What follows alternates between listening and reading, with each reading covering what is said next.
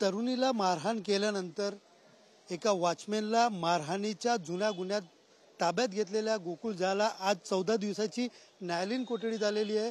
नेमका काय युक्तिवाद झालेला आहे हे जाणून घेण्यासाठी आपल्यासोबत आरोपीचे वकील आणि त्याचबरोबर फरियादीचे वकील दोन्ही देखील आहेत। आपण त्यांच्याकडनं जाणून घेऊया। सर्वात प्रथम आरोपीच्या वकिलांकडनं जाणून घेऊया आज जो युक्तिवाद झालेला आहे, नेमका जो आरोपी आहे त्याला 14 दिवसाची न्यायालयीन कोठडी सुनावली आहे। काय नेमका युक्तिवाद झाला होता? बघा, जेव्हा आरोपीला कोर्टामध्ये हजर केलं तेव्हा आरोपीतर्फे आम्ही त्याची बाजू कोर्टामध्ये मांडली। त्यानंतर माननीय न्यायालयाने आमचा युक्तिवाद ऐकल्यानंतर आरोपीला 14 दिवसाची न्यायालयीन कोठडी मंजूर केलेली आहे। कुठल्या गुन्ह्यात त्याला ताब्यात घेण्यात आलेलं आणि किती आरोपी होते त्याच्यात? बघा, आता आज त्याला सरकारी कामात अडथळा आणल्याप्रकरणी ताब्यात घेण्यात आलं। त्यामध्ये फक्त तो एकटाच आरोपी आहे, दुसरा कोणीही नाहीये। याआधीही त्याला ताब्यात घेण्यात आलेलं, ही दुसऱ्यांदा त्याची पोलीस कोठडी दिलेली। बघा, पूर्वी जो गुन्हा घडला होता त्याच्यामध्ये त्याला अटक करून माननीय न्यायालयात हजर केलं आणि हा जो गुन्हा आहे 509 हा मे 2025 मध्ये गुन्हा घडलेला होता। एका वॉचमॅनला मारला अशी त्यांची तक्रार होती व तो एक गुन्हा दाखल होता। त्यामध्ये 2 दिवसापूर्वी याला अटक केली होती व आज त्याची न्यायालयीन कोठडी मंजूर झालेली आहे। तर दुसरीकडे पाहायला गेलं तर हरीश नायर जे फरियादी आहेत त्यांचे वकील आपल्या सोबत आहेत। हरीशजी, आज जो आरोपी आहे त्याला न्यायालयीन कोठडी सुनावली आहे। 2 वेळा त्यांची पोलीस कोठडी देण्यात आली होती, मात्र आता न्यायालयीन कोठडी सुनावण्यात आली आहे। काय नेमकी पुढची प्रोसेस आहे? सदर गुन्ह्यामध्ये हा जो आरोपी आहे हा फरार होता। पोलिसांनी जो दुसरा गुन्ह्यामध्ये त्याचा MCR झाल्यानंतर न्यायालयीन कोठडी झाल्यानंतर सदर गुन्ह्यामध्ये त्याला पोलीस कोठडी 2 दिवसाची दिली होती।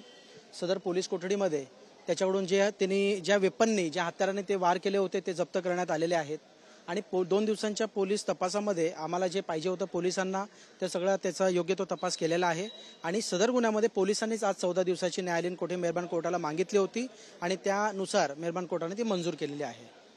2 वेळा त्यांना पोलीस कोठडी दिल्यानंतर आता न्यायालयीन कोठडी झालीत, मात्र पुन्हा एकदा आपल्याकडनं एक दुसऱ्या गुन्ह्यासाठी ताबा घेण्याचा अर्ज दाखल केला आहे। नेमकं काय प्रकरण आहे?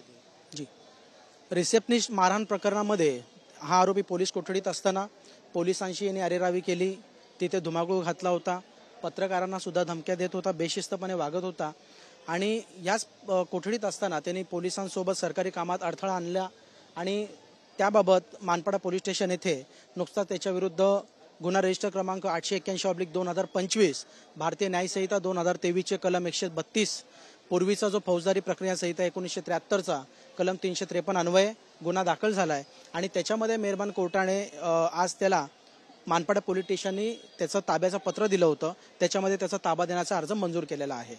काय प्रोसेस आहे? पुढे कुठे आणणार आहेत? परत त्यांना पोलीस कोठडी मागणार का? न्यायालयात परत आणणार? कधी आणणार? जी, या गुन्ह्यामध्ये आता त्याची न्यायालयीन कोठडी रवानगी झाली आहे, त्याचा ताबा मेहरबान कोर्टाने मंजूर केलेला आहे। शक्यतो त्याला उद्या पुन्हा पोलीस कोठडी मिळण्यासाठी पोलिसांतर्फे मेहरबान कोर्टात आणतील। हा जो गुन्हा दाखल झाला सरकारी कामात अडथळा आणल्याप्रकरणी आणि त्याच्यानंतर पुढील जी गोष्ट असेल ती समजेल।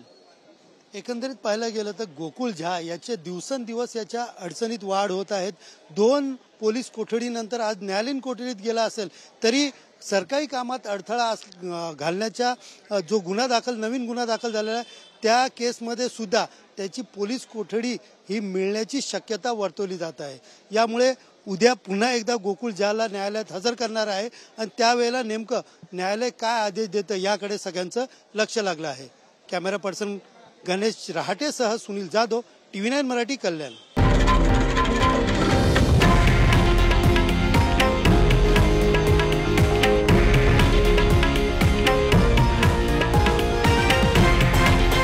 हे आहे देशातील नंबर 1 न्यूज नेटवर्क आणि आपण पाहत आहात TV9 मराठी, एकमेव।